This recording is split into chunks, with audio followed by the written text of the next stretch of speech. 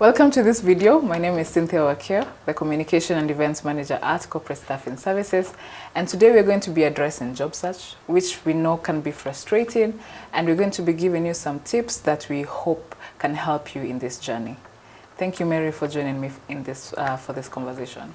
Thank you, Akio. I'm happy to be here.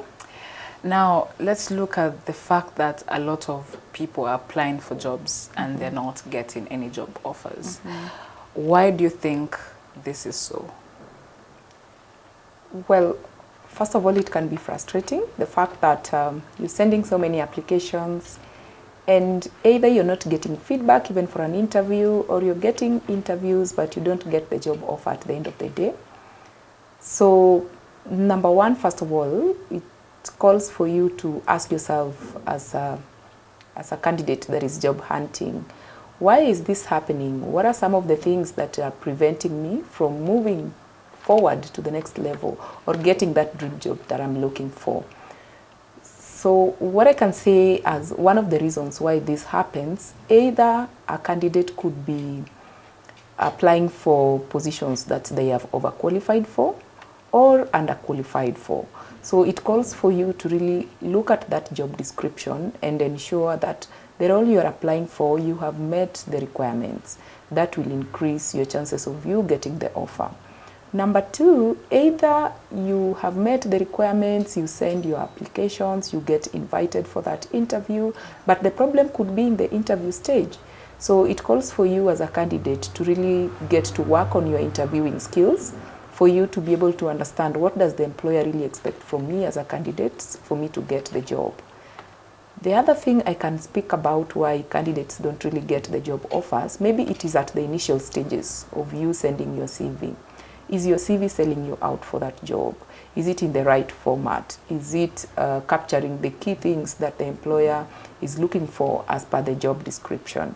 So again, it calls for you to ensure your CV as it is professionally selling you out for that role.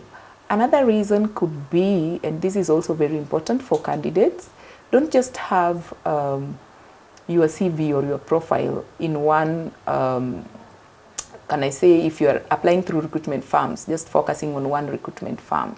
Have your profile in different portals. Yeah, so because you never know where you're going to land, from where you're going to land your next job. So have it in different job portals, for instance. And I can give an example of, let's say, Coca-Cola, for example. You find if Coca-Cola decided to only have the soda available at the capital city, what about that person who is right at the village? They are in need of a soda and they can't find it because Coca-Cola decided they won't have the product available there.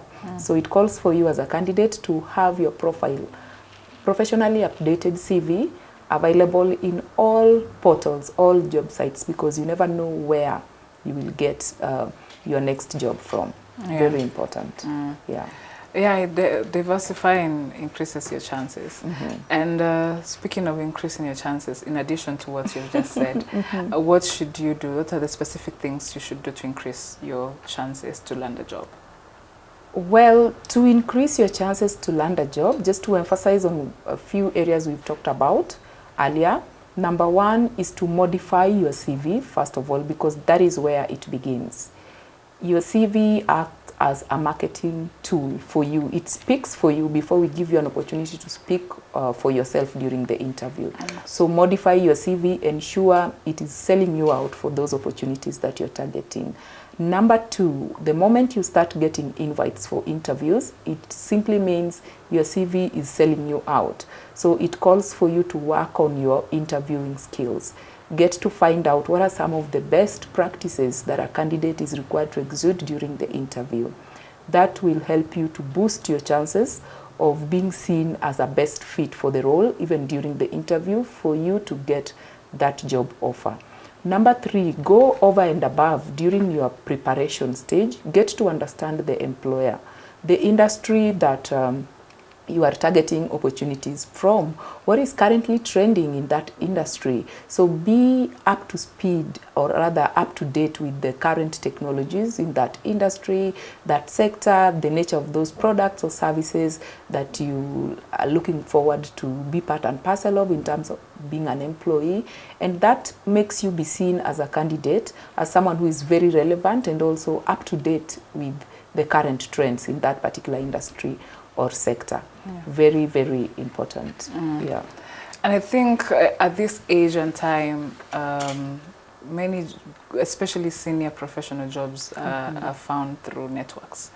Establishing your networks is very important at this Very important as well. So as a candidate in the season, if you're in between jobs, job hunting, also work on your networks. Like the saying goes, your network is your net worth.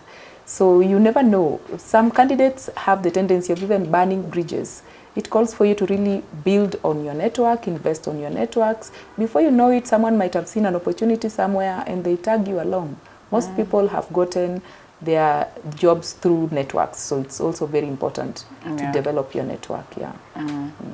And as we wrap up, I know this job search process is very frustrating. Is there a final word that you'd like to tell to professionals looking for a job? My final word to professionals outside there looking for a job, I know how much it can be demoralizing at times, but this is not the time for you to give up. Your next job is a second away. So you just need to work on the few pointers we've talked about. And then, of course, be ready to grab every opportunity that is available outside there, even if it calls investing in your networks, even if it calls investing on seeking a personalized interview coaching, for example, so that you also get to understand it from the recruiter's point of view. What are some of the areas that you need to improve on so that it increases your chances of you getting your next job? Yeah. Right.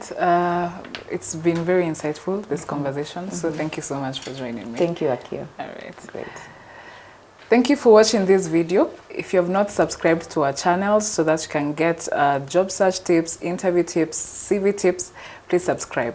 Share the video, comment, and we'll see you in the next video. Goodbye.